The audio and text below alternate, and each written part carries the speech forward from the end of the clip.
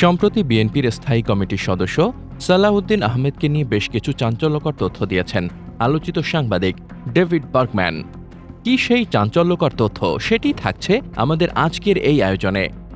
রাজনৈতিক অঙ্গনের নানান ইতিহাস ও তথ্য পেতে আমাদের চ্যানেলটি সাবস্ক্রাইব করে বেল বাটনটি প্রেস করে রাখুন। তিনি লেখেন, 2015 সালে আমি যখন ঢাকায় নিউ এজ পত্রিকায় কাজ করছিলাম, তখন মুক্তাদির রশিদ রোমিও এবং আমি বিএনপি নেতা সালাউদ্দিন আহমেদের গুম হওয়ার ঘটনা নিয়ে অনুসন্ধান করি এবং একাধিক প্রতিবেদন প্রকাশ করি।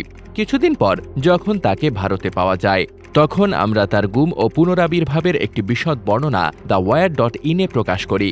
এই বিষয়টি আমি আবার স্মরণ করছি, কারণ সালাউদ্দিন আহমেদ এখন বাংলাদেশ জাতীয়তাবাদী দলের নেতৃত্বের একজন গুরুত্বপূর্ণ ব্যক্তিতে পরিণত হয়েছেন এবং সাম্প্রতিক সময়ে কেউ কেউ প্রশ্ন তুলছেন তিনি আদৌ গুম হয়েছিলেন কিনা, কিংবা তার বর্তমান সম্পর্ক কিভাবে গড়ে উঠেছে কুখ্যাত ব্যবসায়ী এস আলমের সঙ্গে।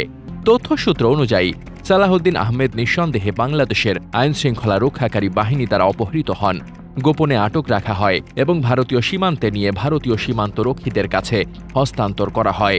তার বিচারিক প্রক্রিয়ার পর ভারতীয় কর্তৃপক্ষ তাকে ভারতে থাকার অনুমতি দেয়, ফলে তাকে বাংলাদেশে ফিরে গিয়ে কারাবরণ করতে হয়নি। এই পোস্টে আমি গুম সংক্রান্ত দুটি দিক তুলে ধরতে চাই। প্রথমটি হল, সালাউদ্দিনকে যেসব রাজনৈতিক প্রেক্ষাপটে গুম করা হয় সেগুলো এখন আলোচনায় আনা রাজনৈতিকভাবে অস্বস্তিকর। দ্বিতীয়টি হল, এস আলম তখন তার জীবনে কিভাবে জড়িত ছিলেন তা এখনও অনেকেরই অজানা। 1 নাম্বার, সালাউদ্দিনের গুমের রাজনৈতিক প্রেক্ষাপট। প্রেস সচিব শফিকুল আলম সালাউদ্দিনের গুম বিষয়ে একটি ফেসবুক পোস্টে লিখেছেন, বিএল সরকার দলে দমন-পীড়ন চালিয়েছিল।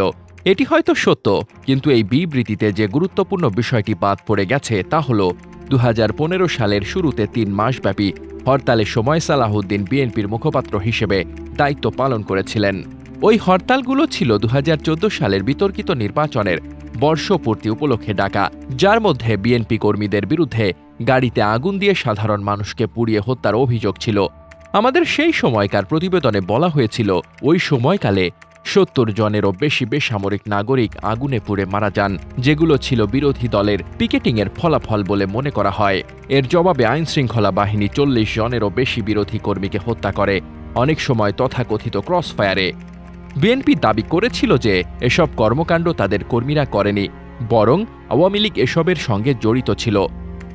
2 নাম্বার, সালাউদ্দিন ও এস আলমের সম্পর্ক।